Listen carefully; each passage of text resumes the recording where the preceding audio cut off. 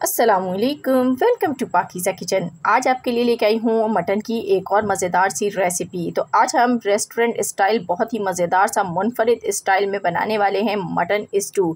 आपने beef stew तो खाया होगा, मटन स्टू खाइए और यकीन मानिए ये खाने के बाद आप बाकी सब कुछ भूल जाएंगे। तो चलिए इसको बनाना स्टार्ट करते हैं। बिस्मिल्लाहिर्रहमानिर्रहीम। इसके लिए सबसे पहले प्याज चाहिए होगी। स्टू में थोड़ी प्याज ज़्यादा जाती है। मैंने यहाँ पे एक प्लेट में प्याज कट कर ली है। टमाटर भी इसमें थोड़े से ज़्यादा जाएंगे। एक प्याली भर के मैंने टमाटर काट लिए हैं और 1 kg यहाँ पर वेट में मेरे पास मटन है।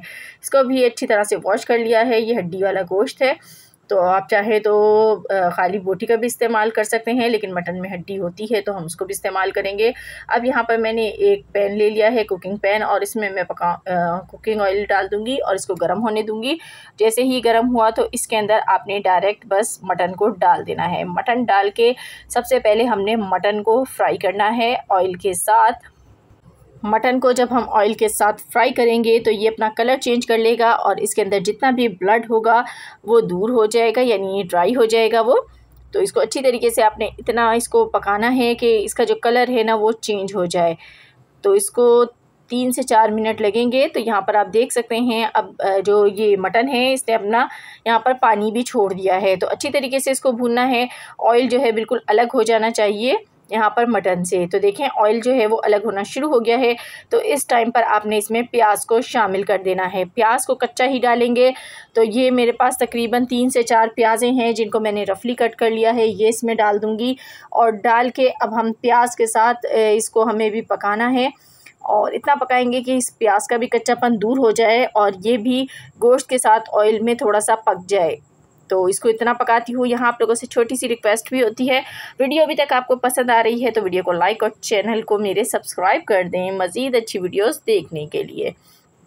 चम्मच चलाते रहेंगे ताकि जो हमारा प्याज है वो अच्छे से फ्राई हो। तो अब आप देख सकते हैं जैसे जैसे ये पकता गया प्याज जो है वो बुझना शुरू हो गई है और यहाँ पर देखें प्याज का कलर भी चेंज हो गया है। तो प्याज को कच्चा बिल्कुल भी नहीं रखना है।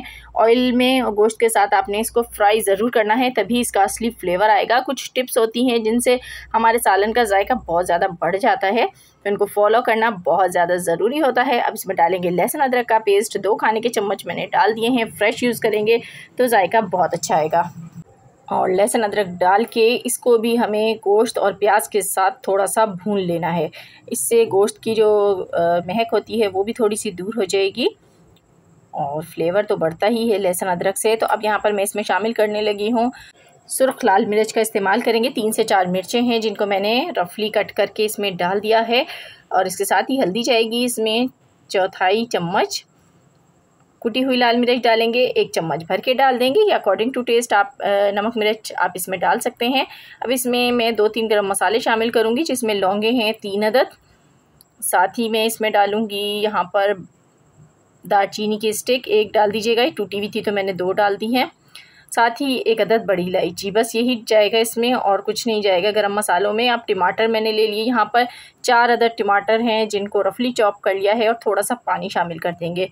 अब यहाँ पर इसमें पानी शामिल करने के बाद इसको एक बार मैं मिक्स कर लेती हूँ और इसे भी हमें पकाना है।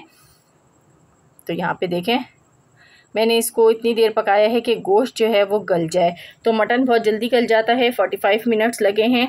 और ये जो है यहाँ पर हम चेक कर लेते हैं मटन जो है वो गला हुआ है।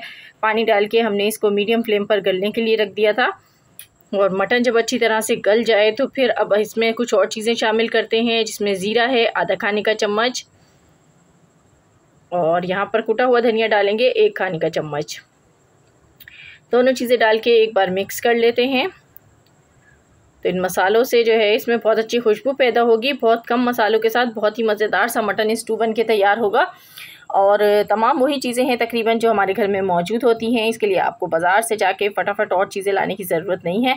घर में मौजूद चीज़ों से ही आप बहुत मज़ेदार मटन स्टू बना सकते हैं। तो इसमें मैंने हरी मिर्चें डाल दी हैं बारीक कटी हुई और इसको भून लिया है। तो बस आपने बिल्कुल भी पानी नहीं छोड़ना है इसके अंदर, अच्छी तरीके से इसको भून लें। तो बस इसको उतार लेते हैं। तो यहाँ पर देखें मज़ेदार सा मटन स्टू बनके तैयार हो गया है। तो ईद पर बढ़ाइए दावतों की शान और इसको बनाइए अपने घर में और दाद वसूल कीजिए, सबसे तारीफ़ें वसूल कीजिए। कैसी लगी आज की रेसिपी कमेंट बॉक्स में बताइएगा। मिलूंगी नेक्स्ट वीडियो में। अल्लाह हाफिज़।